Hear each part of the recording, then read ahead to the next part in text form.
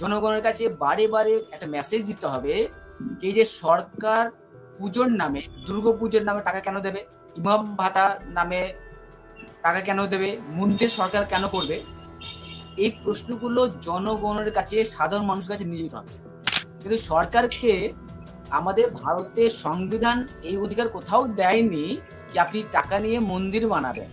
কেউ হজে যাবে তাকে টাকা দেবেন, কেউ দুর্গাপুজো করবে তাকে আপনি টাকা দেবেন, এইটা সংবিধান কত বলেন।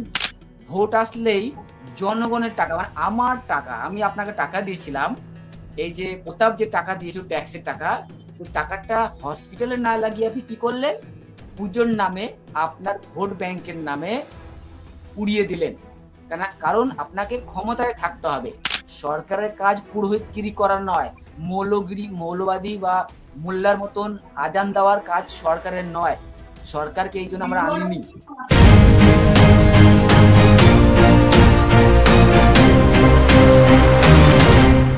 আমাদের যে লড়াই আজকে সৌরভ বাবু, বিকাশ বাবু, শামীম আহমেদ যারা কোর্টে লড়ছেন, তারা তো আসলে লড়বেনই, কিন্তু মাঠে ঘাটে আমি, প্রতাপ, স্বরাষ্ট্র, সুজিত দা, সাংবাদিকে, মানে মাঠে ঘাটে জনগণের মাঝখানে আমাদের লড়তে হবে। জনগণের কাছে বারে বারে একটা মেসেজ দিতে হবে, এই যে সরকার পুজোর নামে, দুর্গাপুজোর নামে টাকা কেন দেবে, ইমাম ভাতা নামে টাকা কেন দেবে, মন্দির সরকার কেন করবে, এই প্রশ্নগুলো জনগণের কাছে, সাধারণ মানুষের কাছে নিয়ে যেতে হবে। সাধারণ মানুষকে বোঝাতে হবে যে সরকারকে আমরা ট্যাক্স দিই, তো ট্যাক্স দিয়ে যে সেই ট্যাক্সের টাকা সরকার কি করবে, সরকার রাস্তাঘাট তৈরি করে দেবে, স্কুল তৈরি করে দেবে, হসপিটাল করে দেবে, আমাদের আইনি ব্যবস্থা ভালো করে দেবে, শিক্ষা, স্বাস্থ্য, এইসব ব্যবস্থা করবে। সরকারের মূল এটাই কাজ। কিন্তু সরকারকে আমাদের ভারতের সংবিধান এই অধিকার কোথাও দেয়নি যে আপনি টাকা নিয়ে মন্দির বানাবেন। কেউ হজে যাবে তাকে টাকা দেবেন, কেউ দুর্গাপুজো করবে তাকে আপনি টাকা দেবেন, এইটা সংবিধান কত বলেনি। বা আমরা যারা জনগণ ট্যাক্স দিই, সরকার, আপনার সরকারের কাজ হলো জনগণকে শিক্ষা, দীক্ষা, স্বাস্থ্য সবগুলো প্রদান করা। একটা মানুষ সরকারি হসপিটালে যাচ্ছে, ঠিকমতো ট্রিটমেন্ট পাচ্ছে না, অনেক মোটা টাকা খরচা করে প্রাইভেটে যাচ্ছে, তাহলে সরকারকে আমরা যে টাকাটা দিয়েছিলাম কি সরকারি স্বাস্থ্য ব্যবস্থা ভালো হবে, সেটা না করে কি করলেন, কয়েকশো কোটি টাকা পুজোর নামে, আনন্দ করার, ফুর্তি করার নামে আপনি দান করছেন, হরিলুট করাচ্ছেন, এবং তার পিছনে একটা রাজনীতির গন্ধ আছে। ভোট আসলেই জনগণের টাকা, মানে আমার টাকা, আমি আপনাকে টাকা দিয়েছিলাম, এই যে প্রতাপ যে টাকা দিয়েছিল ট্যাক্সের টাকা, সেই টাকাটা হসপিটালে না লাগিয়ে আপনি কি করলেন, পুজোর নামে, আপনার ভোট ব্যাংকের নামে উড়িয়ে দিলেন। কারণ আপনাকে ক্ষমতায় থাকতে হবে। আপনি ক্ষমতা থাকলে আপনার নাম, ক্ষমতা না থাকলে আপনাকে চিনবে না। তাহলে কি করতে হবে, টাকাটা তো আপনার নয়, টাকাটা জনগণের। তো জনগণের টাকা এইভাবে নয় ছয় করার অধিকার আপনার কে দিল? আইন দিয়েছে না? যদি আইন দিয়ে থাকতো কি হ্যাঁ আমি টাকা দিতে পারি, আমি জনগণের টাকা মন্দিরে খরচা করতে পারি, দুর্গাপুজো খরচা করতে পারি, অথবা ইমাম ভাতা দিতে পারি, তাহলে এই যে সৌরভ বাবুর মতন যারা মুক্তমনা মানুষ কেন কোর্টে ছুটে যাবে? সরকার যদি ঠিক কাজ করে থাকেন তাহলে সৌরভবাবুর কোনো মাথা ব্যথা দরকার ছিল না। উনি নিজেকে বিপদে ফেলে হাইকোর্টে ছুটছেন, সুপ্রিম কোর্টে ছুটে যাচ্ছেন, কারণ তিনি একদম সঠিক আইনের পথে আছেন বলে। কিন্তু সরকার বেআইনি কাজ করছে।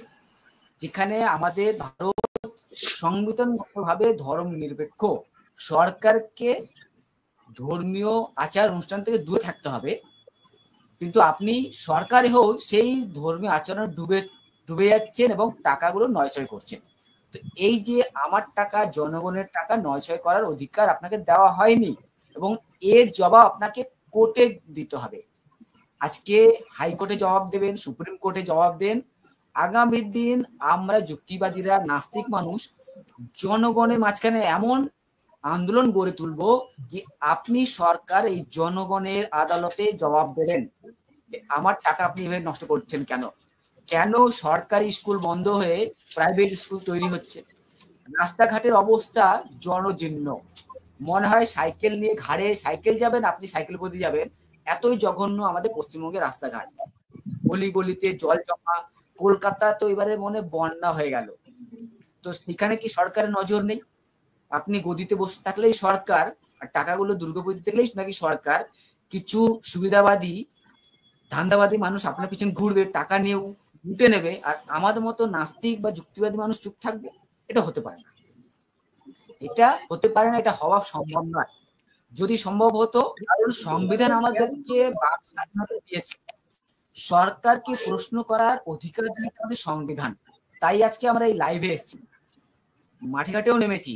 কিছুদিন আগে কলকাতার কলেজ স্কোয়ারেও আমরা প্রতিবাদ জানিয়েছি। কলকাতায় একটা সভাও হয়েছে, সরকারি মঞ্চ তৈরি করেছি আমরা,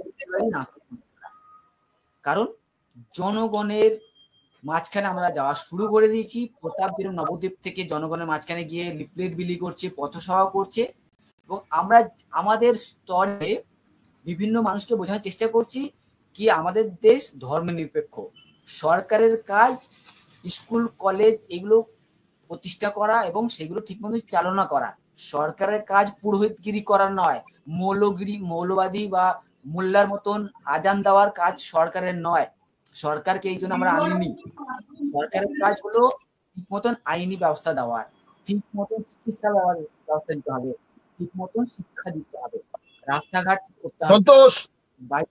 সন্তোষ, তোমাকে মাঝখানে একটু আমি ক্ষমা করো, তোমাকে বলছি যে কথাটা আমি একবার কথা না বারবার কথাটা ব্যবহার করছি। তোমরা প্রত্যেকেই যেটা বলছো যে আমাদের ধর্ম নিরপেক্ষ দেশ, আমরা যে ধর্ম নিরপেক্ষ দেশ এরকম কোন স্পষ্ট সংজ্ঞা সংবিধানে নেই।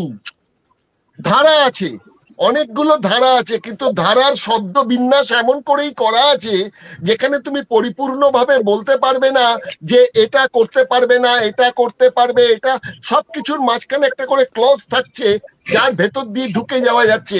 এটা আইনবিদরা ভালো বোঝেন।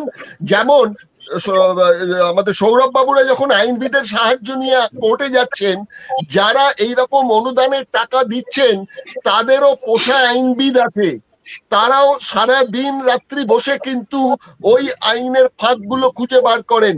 সব ক্ষেত্রেই তুমি দেখবে এই অনুদান কেন, রাজনৈতিক দলকে যে অনুদান দেওয়া হয়েছে সেই অনুদানও তো বলতে গেলে আইন বিরুদ্ধ এক অর্থে, কিন্তু তার কোথাও ফাঁক আছে। আমাকে এটা প্রশান্ত ভূষণ প্রেস ক্লাবে বসে বলেছেন যে আমাদের যে আইনের ফাঁকগুলো আছে সেখান থেকেই এই ঘটনাগুলো ঘটছে, সেখানে বিচারকরাও নিরুপায়, তাদেরও কিছু করার জায়গাটা নেই। সুতরাং আমূল পরিবর্তনের একটা যেটা দরকার আছে সংবিধানের, ওই সংশোধন সংশোধন সংশোধন করে এই ৭৫ বছর বয়সে এই সংবিধানের এই ১৯৫০ থেকে তুমি যদি হিসেব ধরো এই ৭২-৭৩ বছরের মধ্যে কতবার সংবিধান সংশোধন হয়েছে? কেন এতবার সংবিধান সংশোধন করতে হয়েছে? কেন, আমি প্রথমেই যেটা বলেছিলাম, কেন আম্বেদকরকে বলতে হয়েছিল রাজ্যসভায় দাঁড়িয়ে যে এবার আমার সংবিধানটা পড়ানোর সময় এসে গেছে? এই জন্যই তিনি বুঝতে পেরেছিলেন যে ওই সংবিধান তৈরির সময় কি কি মারাত্মক ভুল থেকে গেছে।